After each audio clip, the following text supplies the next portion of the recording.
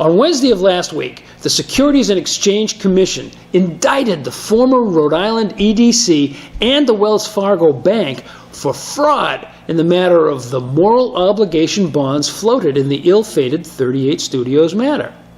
That Friday, after 4 p.m., when no one was available for comment and even the local TV news was focused on the weekend, the governor, speaker, Senate president, and general treasurer issued a rare joint statement lecturing Rhode Islanders on how important it will be to keep paying off the tens of millions still left to make all that worthless paper whole.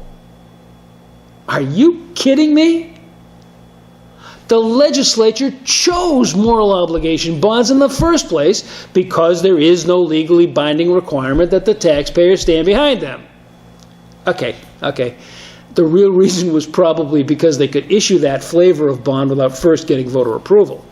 Nonetheless, the bonds were insured against default by an outside agency specifically because the taxpayers had no legal obligation to make them right. And by the way, all this was clearly stated in the prospectus investors received before buying this paper. That's why many have argued we're stupid to even have begun paying them off from the state's treasury.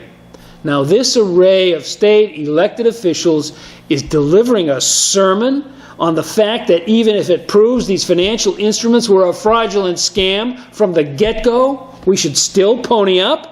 If we don't, they claim our creditworthiness will be in question. What do any of these guys know about high finance?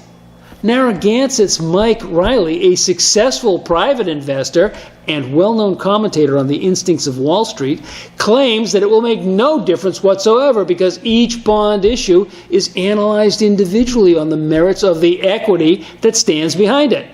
Here's a hint. That's why there was insurance on this one. So our creditworthiness will not be in question if we pull the trigger on that policy. But our sanity might be if we do not and just keep paying when we don't have to with money we don't really have. That's what our elected leaders want us to do, like the good little sheep we've always been. Who do they really work for anyways, huh? Are you kidding me?